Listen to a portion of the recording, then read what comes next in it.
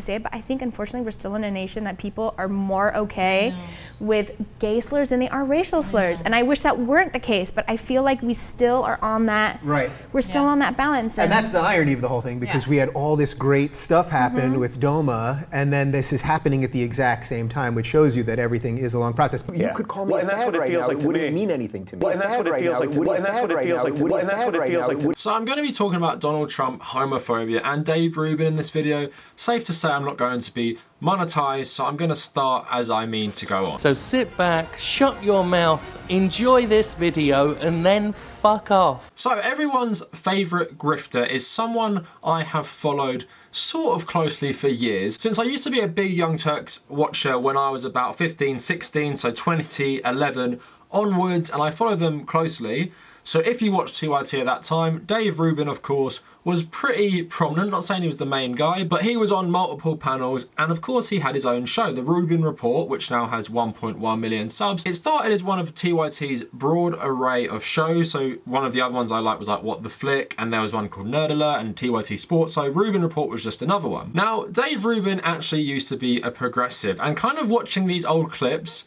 makes me realise in my head I still have this reasonable view of him, since I haven't really watched all his insane takes. I don't follow him on Twitter. I obviously don't watch his show because that'd be pretty unbearable. So I had to go back and watch some clips because I knew I could find some hypocrisy. Now you guys might say, Dave Rubin made these clips in 2013. He must have evolved a lot by now, but it's pretty clear his evolution has come as a grift. It's not like a genuine come to Jesus moment and he just realized everything he believed his whole life was completely wrong. So in this video, I'm gonna take 2013 Dave Rubin and compare him to late 2010s Dave Rubin on the issue of homophobia. Dave Rubin is of course gay himself, and he's actually married to a man. So you think the one issue he wouldn't really budge on is homophobia? Now let's take a look at him in 2013 when Alec Baldwin came out with a homophobic rant. Before that, do you think that that this is really about a word? Because Paula Deen said the N-word, which we universally know, you shouldn't say, you shouldn't think, that whole thing. Now, he didn't say faggot, which is now becoming the new F word. But do you think if he had said faggot, that then would have at least coalesced all the gay groups and glad not to have immediately exonerated him if he had actually said the word? Do you think that that might have been, instead it was this imagery but not a word? Like, are we so dumb that... Yeah, it's kind of messed up that in not using the word, he kind of skated by a little bit, even though what he had texted about the foot is so rage-filled. So rage-filled and so much worse. But yeah, somehow he was able to skirt around it in word choices. I don't know how. I mean, I feel two ways about it. I feel, on one sense, yes, that's obviously a hot button word. It's a trigger word. If he would have used it, I think people would have come out a lot stronger. But the other thing is, we have to remember is that Paula Deen, she sort of attacked a community of people. It wasn't one person.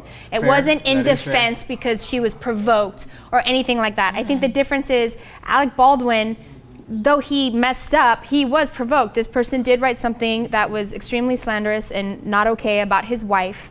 And is there anything more disrespectful than that, to say that you were at a funeral and we're uplifting or tweeted about smoothies or whatever it is they said. And it turned out not to be true. And it turned out not to be true. So I think people also take that into consideration. Like, Paula Deen was using these racial slurs because she wanted to throw a plantation party. I mean, so I think it's that. And also, unfortunately, and I know that I'm not going to be the good guy on the panel to say it, but I think unfortunately we're still in a nation that people are more okay with gay slurs than they are racial slurs. And I wish that weren't the case, but I feel like we still are on that. We're still on that balance. And that's the irony of the whole thing, because we had all this great stuff happen with DOMA, and then this is happening at the exact same time, which shows you that everything is a long process. So there on his show, the panel are talking about Alec Baldwin and how by him using, I guess, gay slurs, but in a more dog whistly way, people aren't being as outraged. And you can see from the panel, they're quite annoyed that just because he didn't say faggot, as Dave Rubin says, people aren't treating Alec Baldwin as harshly. And then later they go on to say, it's just the reality in America that, slurs against homosexual people and LGBTQ people in general aren't treated the same as racial slurs. Dave Rubin does not object to that at all. I think personally he finds that reasonable. You know, he's the host of his show coordinating this discussion. You can tell he agrees with what these people are saying. Their views on this subject are pretty all aligned. Now, one of Alec Baldwin's sponsors was Capital One, the bank. Dave Rubin actually happened to use that bank. So, Alec Baldwin has said some homophobic stuff in a rant against a reporter. What does Dave Rubin do in response for Capital One not dropping Alec Baldwin? But okay, I want to talk about Capital One just to close this thing. So Alec Baldwin, you know he does those over-the-top commercials with Capital One. Capital One has not issued a statement. They've actually ignored dozens of my personal tweets, and they've ignored thousands and thousands of other people's tweets and emails and comments. And I know people from Forbes magazine and others have been trying to reach out to them to comment, but they've ignored everybody, which may beat to Vanessa's point that you still can say things about gay people and companies don't have to do anything. I actually called Capital One a couple times. They hung up on me twice. The third time, the rep said that he was on vacation, so he didn't know what was going on and that they couldn't get me in touch with anyone else. So I have paid off the tiny bit that I have left on my Capital One credit card and will no longer be using it.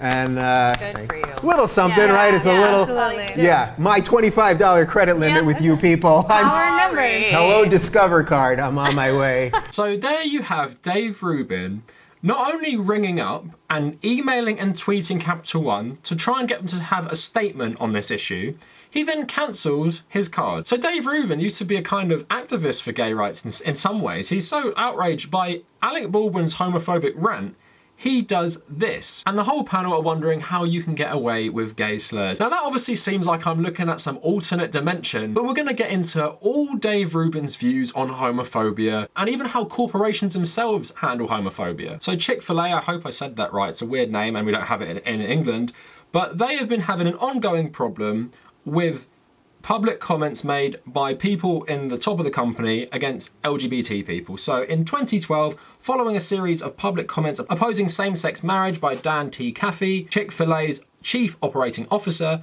related issues have arisen between the international fast food restaurant and LGBT people. This followed reports Chick-fil-A's charitable endeavor, the S. Truett Cafe-operated WinShape Foundation, had donated millions of dollars by organisations seen by LGBT activists as hostile to LGBT rights. Activists called for protests and boycotts. Now, Mike Huckabee launched a counter boycott, which helped them make a lot of money. And then in July 2012, they released a statement saying, going forward, our intent is to leave the policy debate over same-sex marriage to the government and political arena.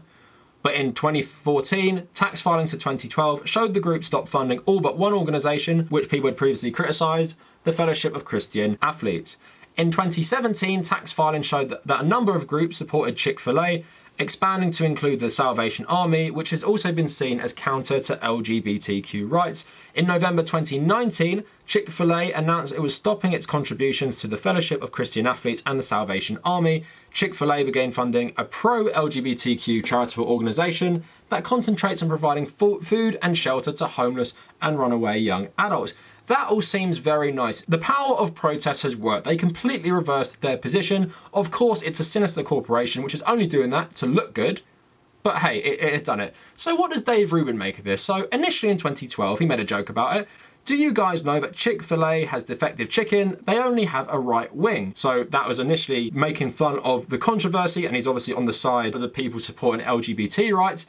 In 2018, however, he said, "Hi, I'm Dave, I'm married to a dude and I eat chicken sandwiches whenever I want." Of course, this is post-Coke Dave Rubin.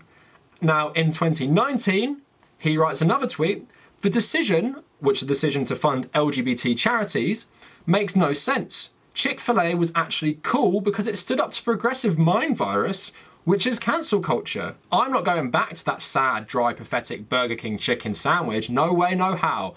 Back to the home-cooked frying pan." So there is two issues side by side.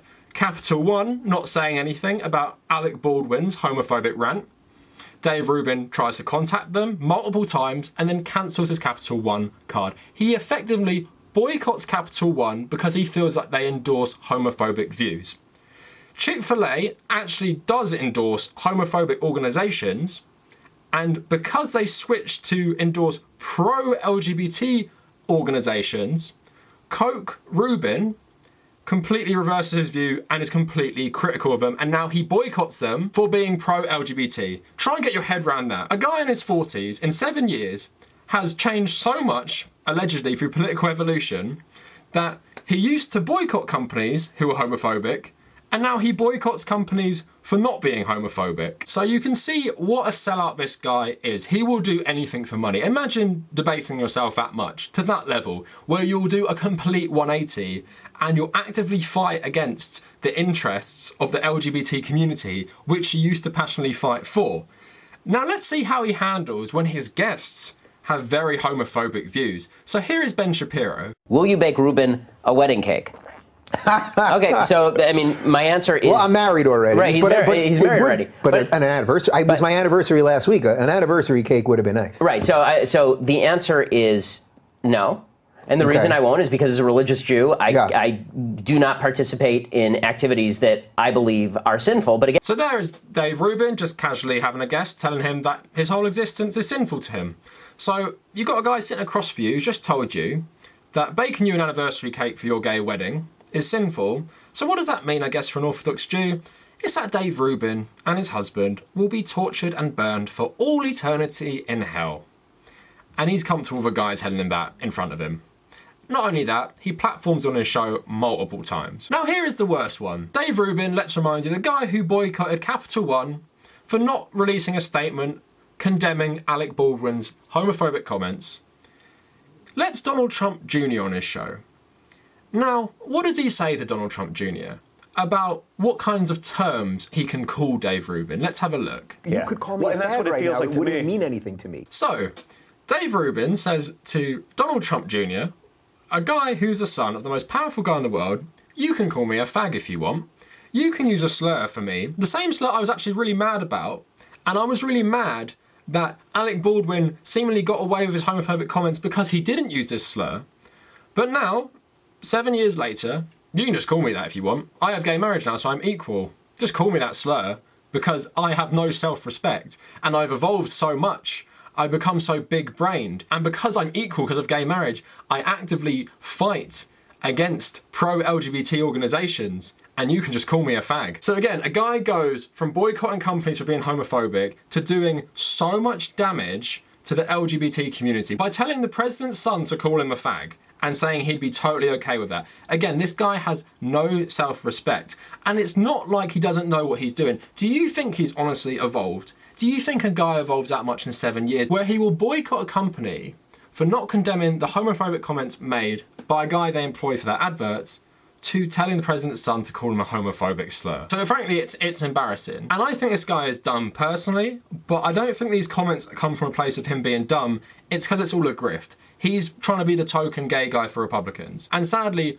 a lot of people from historically oppressed groups do this for money. They sell out. And he's obviously doing damage to traditionally oppressed people and people who are still oppressed by society. It's just ingrained in society.